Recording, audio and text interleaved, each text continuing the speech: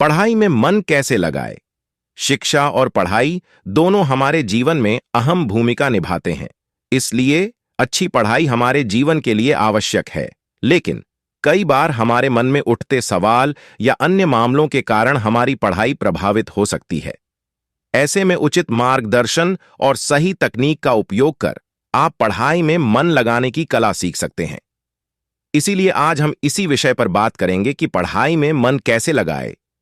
अगर आप भी उन लोगों में से हैं जो पढ़ाई करते समय ध्यान नहीं लगा पाते हैं, तो इस ब्लॉग में हम आपको बताएंगे कि पढ़ाई में मन कैसे लगाएं।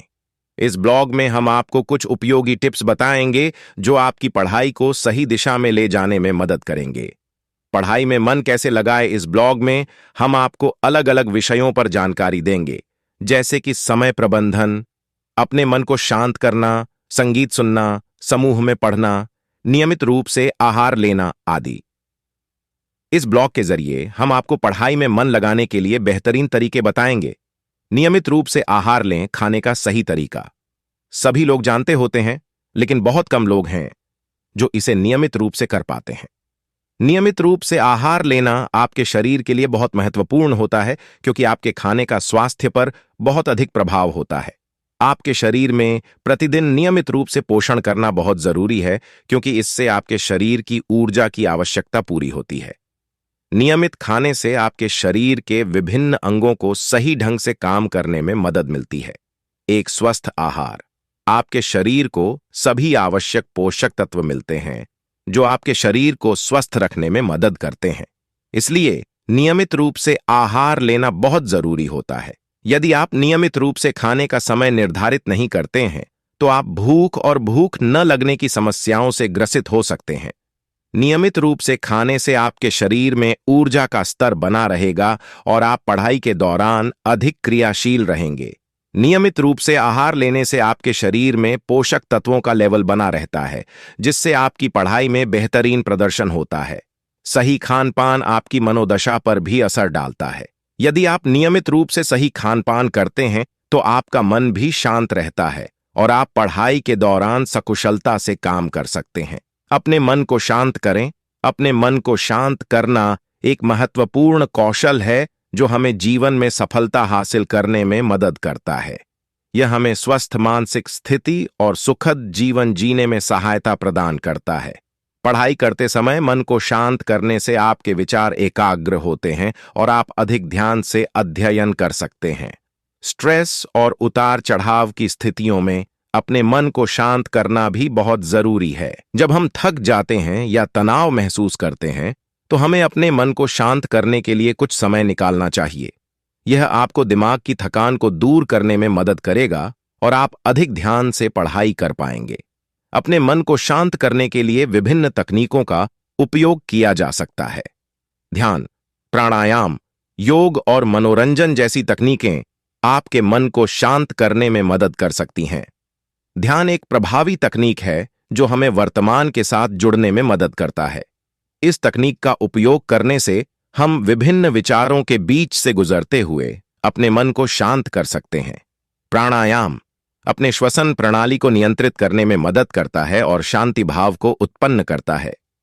योग एक अन्य तकनीक है जो हमें शरीर के साथ साथ मन को भी संतुलित रखने में मदद करता है। मनोरंजन भी एक अच्छा तरीका है अपने मन को शांत करने का। यह सामान्यतः आपके दिमाग को उसकी वर्तमान समस्याओं से दूर रखने में मदद करता है। इसके अलावा अपने मन को शांत करने के लिए आप इन तरीकों का भी उपयोग कर सकते हैं। सकारात्मक विचारों का संचार करना, अपने पसंदीदा संगीत सुनना, अपने पसंदीदा शौक के साथ समय बिताना, स्वस्थ आहार लेना, विभिन्न प्रकार के अभ्यास करना जैसे कि मसाज, योगा और मेडिटेशन। इन तकनीकों का उपयोग करके आप अपने मन को शांत कर सकते हैं और पढ़ाई के दौरान अधिक ध्यान केंद्रित कर सकते हैं। इससे आपका स्ट्रेस कम होगा और आप अपने लक्ष्य की ओर अधिक ध्यान केंद्रित होंगे। समूह में पढ़ें। एक समूह में पढ़ना एक अच्छा तरीका हो सकता है ताकि आपका ध्यान बना रहे और आप पढ़ाई से उत्साहित रहें। समूह में पढ़ना आपको न केवल अधिक ज्ञान देता है, बल्कि इससे आपकी टेक्निकल स्किल भी बढ़ती है, जो एक स्वयंसेवक या एक संगठन के लिए बहुत महत्वपूर्ण होती है। एक समूह में पढ़ने के लाभों में से एक यह है कि आप दूसरों से सीख सकते हैं। समूह में पढ़ते समय आप अपने दोस्तों या समूह के सदस्यों से पूछ सकते हैं कि आपको यह नहीं समझ आ रहा है या कोई विषय आपको परेशान कर रहा है। यदि आपके समूह में एक या दो लोग अधिक ज्ञानवान होते हैं तो वे आपको अपनी समस्याओं के बारे में समझाने में मदद कर सकते हैं और आपको उनसे सीखने का भी मौका मिलता है। दूसरा लाभ यह है कि समूह में पढ़ने से आपका संभोग और साझेदारी बढ़ती है। आप दूसरों से अपने विचारों और अनुभवों को साझा कर सकते हैं और उन्हें उत्तर देने में मदद कर सकते हैं। समूह में पढ़ने से आप अपनी स्टडी टेक्निक को भी सुधार सकते हैं। समूह में पढ़ते समय आप अपनी अन्य सदस्यों से पूछ सकते हैं कि वे कैसे पढ़ते हैं और उनका स्टडी टेक्निक क्या है। यह आपके लिए एक बेहतर स्टडी टेक्निक का पता लगाने में मदद कर सकता है। समूह में पढ़ने से आप लोगों के साथ मिलकर आपकी मोटिवेशन भी बढ़ती है। समूह में पढ़ने से आपका स्टडी रुचि भी बढ़ता है और आप पढ़ने के लिए उत्सुक हो जाते हैं। संगीत सुनें। पढ़ाई में मन लगाने के लिए संगीत एक अत्यंत उपयोगी उपाय है। संगीत सुनने से एक तरफ आप ध्यान लगाने में सक्षम होते हो तो दूसरी तरफ इससे मन की शांति भी होती है। संगीत सुनने से एक प्रकार का सुख भी मिलता है जो विचारों को बेहतर बनाता है और आप पढ़ाई के दौरान सक्रिय रहते हैं। संगीत सुनते समय आप अपने मन के साथ खेल सकते हैं और एक से बढ़कर एक विषय के बारे में सोच सकते हैं। संगीत सुनने से आपकी स्मृति भी बढ़ती है जो आपको पढ़ाई में मदद करती है। संगीत सुनने से मन की थकान भी दूर होती है जिससे आपका मन ताजगी और तनाव मुक्त होता है। संगीत का चयन बहुत महत्वपूर्ण होता है। आपको उस संगीत का चयन करना चाहिए जो आपके पसंद का हो और जिससे आपका मन भी खुश हो। संगीत सुनते समय कुछ बेहतरीन तरीकों का उपयोग किया जा सकता है जो पढ़ाई करते समय मन को एकाग्र करने में मदद कर सकते हैं। आप अपने पसंदीदा संगीत को सुनते समय अपने पास एक नोटबुक रख सकते हैं और उसमें अपने विचारों को नोट कर सकते हैं। इससे आप पढ़ाई करते समय आए विचारों को बहुत आसानी से याद रख सकते हैं और आप उन पर बाद में वापस आ सकते हैं। सबसे मुश्किल टॉपिक से शुरुआत करें। अक्सर हम लोग पढ़ाई में उलझन महसूस करते हैं जब हमें सबसे मुश्किल टॉपिक की पढ़ाई करनी होती है। इससे निपटने के लिए एक अचूक तरीका है कि हम सबसे मुश्किल टॉपिक से शुरुआत करें। यह तरीका आपकी पढ़ाई को आसान बनाने में मदद करता है। जब हम किसी सबसे मुश्किल टॉपिक से शुरुआत करते हैं तो हमें उस पर अधिक ध्यान देने की आवश्यकता होती है। हमें इस टॉपिक पर विस्तृत रूप से विचार करने की आवश्यकता होती है ताकि हम उसे अच्छी तरह से समझ सकें। जब हम सबसे मुश्किल टॉपिक से शुरुआत करते हैं तो हमारे पास जबरदस्त मोटिवेशन होता है। जब हम समझते हैं कि हमने सबसे मुश्किल टॉपिक से शुरुआत की है और हमें यह टॉपिक अच्छी तरह से समझना होगा तो हमें अधिक संतोष महसूस होता है। इस तरह सबसे मुश्किल टॉपिक से शुरुआत करना एक अच्छा विचार है। यह आपको निश्चित रूप से आपके विषयों के समझने में मदद करेगा। समय प्रबंधन करें। अध्ययन में सफलता के लिए समय प्रबंधन एक बहुत ही महत्वपूर्ण कौशल है। आप जितना समय उपलब्ध करते हैं उतना ही अध्ययन करना होगा, इसलिए समय का सही उपयोग आवश्यक होता है। समय प्रबंधन करने से आप आपके निर्धारित लक्ष्य को प्राप्त करने के लिए अधिक समय निकाल सकते हैं।